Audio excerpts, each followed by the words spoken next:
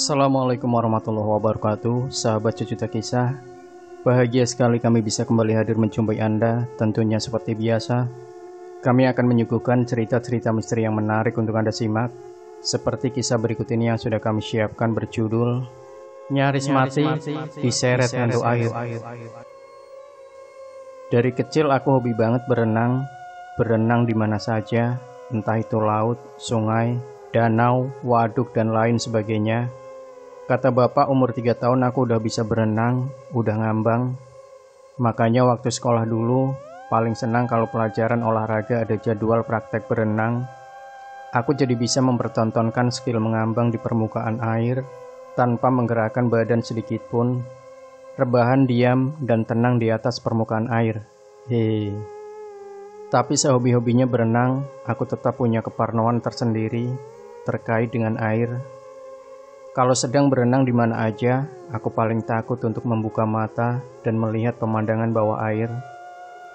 Makanya dulu walaupun sudah menggunakan kacamata renang, aku lebih banyak memejamkan mata.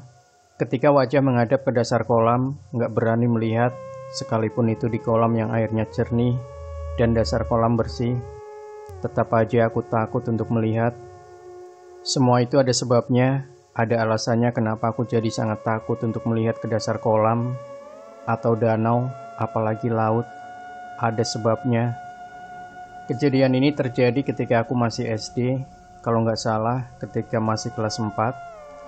Jadi waktu kecil dulu, nggak jauh di belakang rumah, terdapat danau yang cukup besar. Kami penduduk kampung sekitar lebih banyak menyebutnya dengan nama waduk. Waduk yang pada salah satunya ada bendungan. Bendungan ini mengatur volume air yang akan mengairi sedikit sawah yang berada di bawahnya. Sekitar 25 tahun yang lalu, waduk ini masih cukup bersih. Masih banyak orang yang memancing atau mencela ikan. Keadaan lingkungan sekitarnya pun masih sangat sepi. Rumah penduduk belum sebanyak dan sepadat seperti sekarang. Masih sangat bagus kalau untuk sekadar wisata hemat dan gratis. Tinggal bawa tikar dan makanan, duduk di pinggirnya, menikmati pemandangan. Waduk ini salah satu teman bermain ketika dulu aku kecil. Walaupun orang tua selalu berpesan, jangan main ke waduk ya, apalagi berenang. Jangan ya, bahaya, banyak setannya. Tapi aku tetap badung dan sering nekat main ke sini, bahkan berenang. Oh ya, biasalah. Kan emang banyak cerita yang mengatakan kalau waduk atau danau atau telaga atau apalah namanya, pasti ada penunggunya, ada setannya, iya kan? Sama juga dengan waduk ini, waktu aku kecil banyak cerita aneh dan seram yang beredar, banyak. Katanya di waduk ini ada buaya putih jadi-jadian yang kemunculannya selalu pada malam hari, mencari mangsa dengan memakan anak-anak kecil. Ada juga yang bilang kalau ada setan berbentuk perempuan yang hobinya menarik anak kecil yang sedang berenang dari dalam air. Menariknya terus sampai ke dasar waduk, sampai akhirnya anak yang ditarik tenggelam dan meninggal dunia. Ada juga yang bilang kalau waduk dihuni genderuwo hitam tinggi besar.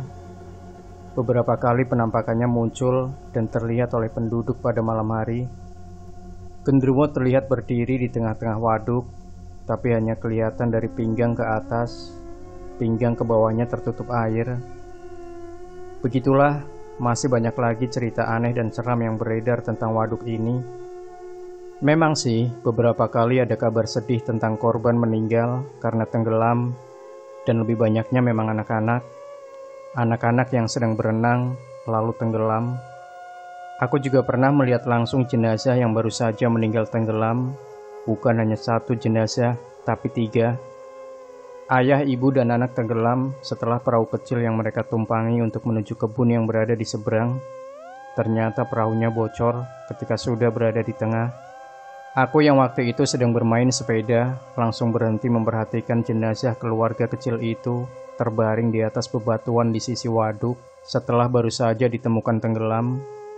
Saat itulah pertama kalinya aku melihat langsung jenazah yang baru saja meninggal. Bayangan wajah dan keadaan tubuhnya yang sudah pucat, membekas selama di dalam kepala. Aku cukup trauma waktu itu. Buaya putih, dari kecil sampai detik ini aku sama sekali belum pernah melihatnya.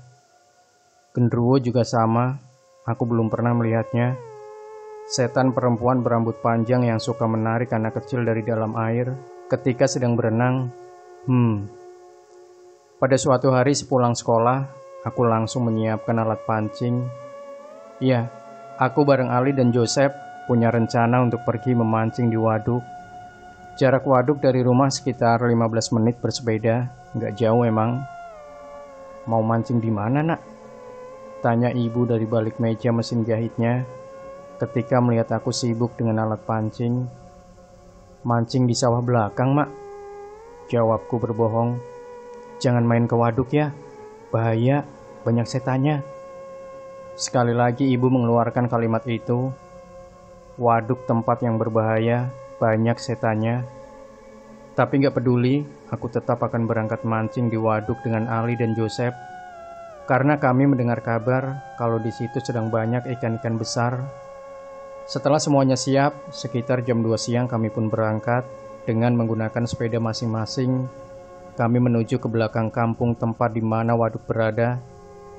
Singkat cerita, kami sampai di tujuan, sengaja mencari spot memancing yang sangat sepi, tepat di belakang kebun kosong yang penuh semak belukar. Di atas rerumputan kami duduk mempersiapkan alat pancing. Sebelumnya Ali dan Joseph sudah mencari dan menyiapkan cacing sebagai umpan. Siang menjelang sore seperti biasanya, cuaca di musim kemarin yang panasnya menyengat. Cuaca di musim kemarau yang panasnya menyengat. Sinar matahari langsung seperti membakar kulit tanpa permisi. Biasanya kami langsung hitam legam setelah kegiatan ini. Angin berhembus pelan, menggerakkan permukaan air waduk yang gak terlalu jernih menjadi gelombang-gelombang kecil, hilir mudik gak tentu arah. Kami duduk menikmati suasananya dengan bersenda gurau. Setengah jam berlalu, jangankan dapat ikan, pelampung pancing pun gak bergerak sama sekali. 1 jam berlalu masih sama, nihil hasil. Kami mulai gak sabar ketika hari sudah semakin sore. Matahari sudah makin condong ke sisi barat cakrawala. Lembayung senja mulai terlihat muncul malu-malu. Ah, sialan, ternyata nggak ada ikannya. Pulang aja yuk ah. Ali sudah sampai di puncak kebosanan. Iya yuk, pulang aja yuk, timpal Joseph. Tapi aku malah muncul ide cemerlang. Kita berenang aja dulu yuk, sebentar aja. Aku bilang gitu sambil cengengesan. Sebentar lagi maghrib, bahaya, takut ah. Begitu kata Ali yang memang paling penakut di antara kami bertiga. Sebentar aja, habis itu pulang. Rayuku yang sudah buka baju menyisakan celana pendek. Yuk ah, sebentar aja. Joseph setuju, dia langsung buka baju juga. Sebentar aja ya. Dengan terpaksa akhirnya Ali setuju. Beberapa detik kemudian, lalu kami loncat ke air dan berenang dengan riang gembira. Awalnya kami berenang gak sampai jauh ke tengah, hanya di pinggir dengan ketinggian air hanya sebatas perut atau dada. Awalnya seperti itu, tapi lama-kelamaan kami seperti tertantang untuk terus berjalan ke tengah, mencari batas sampai di mana kaki dapat menginjak dasar. Sampai di mana kami sudah harus berenang untuk mengambang agar tidak tenggelam. Begitulah.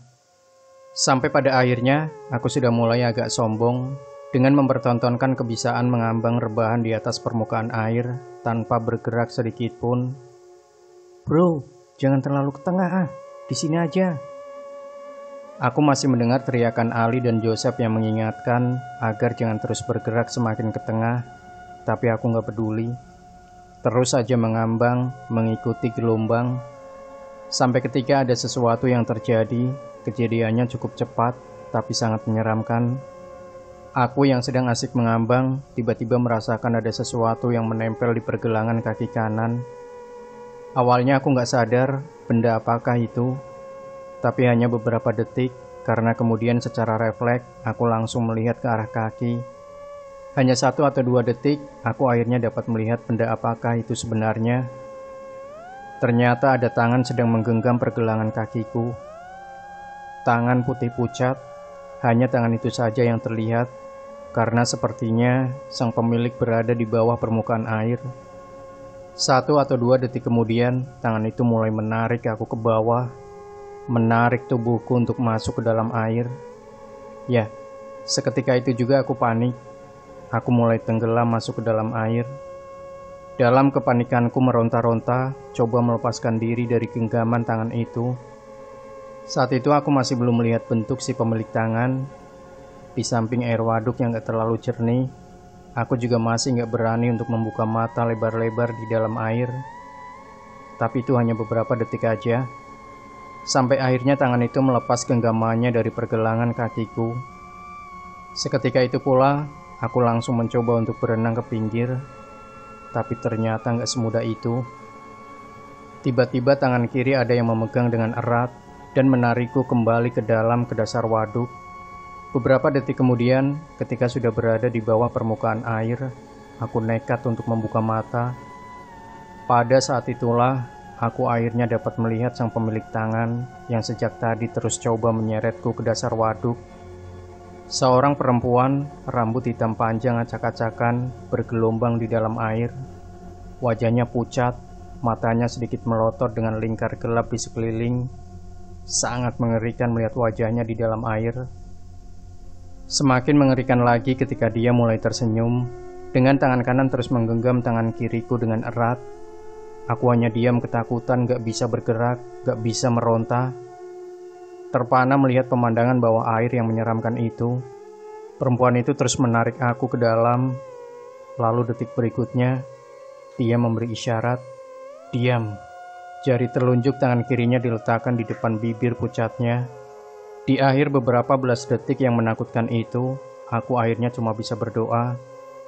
Dalam hati terbayang wajah ibu. Aku menyesal telah berbohong kepadanya tadi. Ini akibatnya. Itu yang terbersit di pikiran. Hanya beberapa belas detik saja kejadian itu, sampai akhirnya tiba-tiba aku merasa kalau ada yang menarik tangan kanan ke arah berlawanan. Tarik-menarik terjadi walaupun hanya beberapa detik, sampai akhirnya tangan kiri dapat lepas dari genggaman perempuan menyeramkan itu. Ternyata tangan kananku ditarik oleh seorang bapak.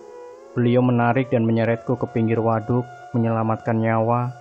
Aku gak jadi mati. "Jangan berenang di sini lagi ya, bahaya. Kamu tadi hampir mati tenggelam. Sudah sana pulang. Jangan pernah berenang di sini lagi." Begitu kata bapak itu memarahi kami bertiga di pinggir waduk. Jadi, ketika Ali dan Joseph melihat aku mulai tenggelam, mereka langsung lari ke pinggir untuk mencari pertolongan. Untungnya nggak jauh dari situ, ada seorang bapak yang sedang menggarap kebun. Mereka langsung meminta tolong. Bapak itu lantas berlari menuju tempat di mana aku tenggelam. Untungnya lagi, Ali bilang mereka masih melihat tanganku menggapai-gapai di permukaan.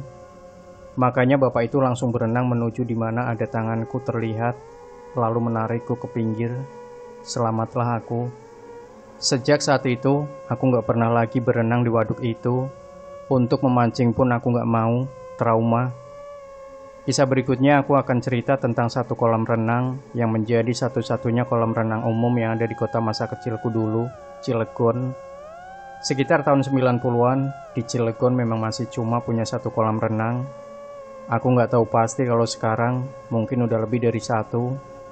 Kolam renang ini letaknya persis di pinggir lapangan golf di pinggir kota. Tapi walaupun menjadi kolam renang satu-satunya, ternyata ramainya hanya pada akhir pekan. Hari lainnya tergolong sepi banget malah. Kolam renang ini memiliki lahan yang luas, lahan yang mengikuti kontur tanah yang menanjak. Waktu aku kecil dulu sudah ada 3 kolam di dalam wilayahnya. 1 kolam besar di bagian atas, 1 kolam sedang, dan 1 kolam kecil di bagian bawah. Nah, menurut sejarahnya, kolam pertama yang dibuat adalah 2 kolam yang ada di bawah. Kolam besar di atas baru dibangun belakangan. 2 kolam renang tua inilah yang akan aku angkat ceritanya. 2 kolam renang, 1 agak besar dan 1 kecil, letaknya bersebelahan. Desainnya masih sangat jadul, dua-duanya membentuk seperti angka 8. Kolam yang lebih besar memiliki 3 tingkat kedalaman, 1 meter, 2 meter, dan 3 meter. Sedangkan kolam yang kecil hanya setengah meter, memang diperuntukkan bagi anak-anak kecil. Di sekitar kolam ada 2 bangunan berbentuk bundar. di ujung sebelah kiri satu, di ujung sebelah kanan ada satu lagi. Bangunan bundar pertama diperuntukkan sebagai kantin, tempat untuk pengunjung jajan dan makan. Bangunan bundar yang kedua ukurannya lebih besar dari yang pertama, letaknya di ujung sebelah kanan, di bawah pohon-pohon yang besar dan rindang. Bangunan ini sebagai toilet dan ruang ganti. Ya, zaman aku kecil dulu, kolam renang ini memang sungguh sangat menyeramkan. Auranya aneh. Beberapa kali aku melihat kejanggalan-kejanggalan, tapi nggak bisa dipungkiri juga, lingkungannya sangat bersih dan terawat. Namun walaupun begitu, kesan ngeri dan menyeramkan tetap muncul, secara langsung maupun nggak langsung. Tapi aku tetap rutin mengunjungi tempat ini, karena memang nggak ada pilihan lain. Pada suatu hari, bukan akhir pekan, bersama Ali dan Joseph, aku berenang di kolam renang itu. Sore normal seperti biasa, kami berenang pada sore hari setelah pulang sekolah. Biasanya menjelang maghrib, kami akan selesai dan pulang. Karena hari biasa, kolam renang sepi, hanya beberapa orang yang berada di dalam lingkungannya. Dengan riang gembira kami bermain air di dalam kolam yang agak besar. Aku masih ingat, hanya ada beberapa orang yang berada di dalam kolam, mungkin hanya 6 orang termasuk kami. Seperti yang sudah aku bilang tadi, kolam besar yang agak besar ini memiliki tingkat kedalaman 1, 2, dan 3 meter. Aku juga nggak terlalu suka kalau berenang di kedalaman 2 meter, apalagi 3 meter. Dasar kolam menjadi semakin gelap, dasarnya menjadi kelam, seram melihatnya. Nggak terasa hari sudah mulai semakin gelap. Dari cahaya langit yang mulai menghitam, kelihatan kalau hari sudah menjelang senja, menuju waktu maghrib. Bro, udah yuk, udah mau maghrib nih. Ali teriak dari pinggir kolam ketika aku masih berada di dalam kolam. Ya udah, duluan aja ganti baju sana, aku sebentar lagi, jawabku. Benar aja, mereka berdua lalu berjalan menuju toilet untuk mandi dan berganti pakaian. Sementara aku masih asik bermain air. Di kolam sebesar itu hanya tinggal aku sendirian, mengambang di tengah-tengah air kedalaman 2 meter. Mengambang dengan posisi menghadap ke atas, menengadah, posisi kesukaanku. Sekali lagi aku benar-benar sendirian di dalam kolam. Ketika sedang asik-asiknya mengambang santai, aku jadi nggak sadar kalau tubuh ternyata bergerak bergeser menuju ke air yang paling dalam, 3 meter. Sampai akhirnya aku sudah berada benar-benar di kedalaman 3 meter. Ada kejadian janggal seram yang membuat aku sadar kalau sudah berada di bagian yang paling dalam. Dalam posisi menengadah menghadap ke atas, ketika sedang tenang menikmati suasana, tiba-tiba ada sesuatu yang membuat kaget. Celana renang yang aku pakai seperti ada yang menarik-narik, yang membuat terkejut bukan kepalang. Aku merasa kalau celana yang ditarik adalah bagian pantat, bagian yang berada di dalam air. Ada sesuatu yang menarik celanaku dari dalam air, dari dalam kolam. Refleks aku langsung membalikkan badan untuk melihat siapa atau apa yang menarik celanaku. Karena sangat yakin memang ada yang menarik celana. Aku yakin banget. Menenggelamkan kepala ke dalam air, lalu membuka mata, mencari tahu ada apakah di bawah permukaan air. Di kedalaman 3 meter, dasar kolam sudah kelihatan gelap. Ditambah dengan hari sudah menjelang malam, semakin sulit untuk melihat ke bawah permukaan air. Hanya biru gelap yang kelihatan. Mataku terus terbuka di dalam air, menyisir setiap sudut kolam untuk mencari ada apakah gerangan. Sampai akhirnya aku terdiam ketika pandangan menangkap sesuatu yang kelihatan di dasar kolam. Memicingkan mata, coba menembus gelapnya pekat air, memastikan apakah sesuatu yang sedang berada di dasar kolam. Detik berikutnya aku terkejut, kaget ketika sadar kalau yang sedang aku perhatikan ternyata adalah sosok anak kecil. Sosok anak perempuan yang berumur sekitar 4 tahun. Rambut panjangnya dikepang 2, mengenakan pakaian terusan rok sebatas lutut berwarna putih. Dia berdiri di dasar kolam dengan wajah menengadah ke atas, melihat ke arahku yang sedang berenang di permukaan. Sungguh pemandangan yang mengerikan. Beberapa detik diam terpaku terperangah, sampai akhirnya pada detik berikutnya, anak itu tersenyum ke arahku. Sontak aku seperti tersadar, lalu langsung mengeluarkan kepala dari dalam kolam. Saat itu pula aku berenang cepat-cepat ke pinggir ketakutan. "Habis ngapain bro? Kok ngos-ngosan?" tanya Joseph dan Ali saat kami berpapasan. Gak menjawab apa-apa, aku langsung berjalan cepat menuju toilet untuk mandi dan ganti pakaian. Seperti yang aku ceritakan di awal tadi, bangunan toilet tempat mandi dan berganti pakaian ini berbentuk bundar. Pintunya berada di tengah-tengah, toilet pria di sebelah kiri, toilet perempuan di sebelah kanan. Karena memang udah gak ada orang lagi, jadi hanya tinggal aku yang berada dalam bangunan tua itu. Aku yakin itu. Aku langsung mandi di bawah pancuran ketika sudah berada di dalam. Posisinya, barisan keran pancuran berada di depan bilik-bilik tempat berganti baju. Jadi ketika sedang mandi di bawah pancuran air, tepat di belakangku adalah bilik-bilik itu yang waktu itu sudah dalam keadaan kosong. Sendirian di dalam bangunan tua tentu saja membuat pikiranku menjadi kemana-mana. Jadi pingin buru-buru selesai. Suasana semakin gak enak, seram. Gak lama-lama, aku langsung ambil handuk untuk bilas, lalu berganti pakaian. Ketika sedang berganti pakaian inilah, ada sesuatu terjadi lagi. Aku mendengar suara tawa cekikikan, suara tawa anak kecil, sangat jelas terdengar. Saat itu pula, karena menyadari kalau sedang sendirian, aku jadi ketakutan dan berniat untuk lari keluar. Tapi gak segampang itu, karena tiba-tiba dari sudut mataku melihat sesuatu. Di pojok ruangan, di bawah pancuran air paling ujung, ada anak kecil perempuan yang fisik dan penampilannya sama persis dengan anak kecil yang aku lihat ada di dasar kolam tadi. Aku yakin kalau ini anak yang sama. Dia memandang dengan sorot mata tajam, lalu tersenyum.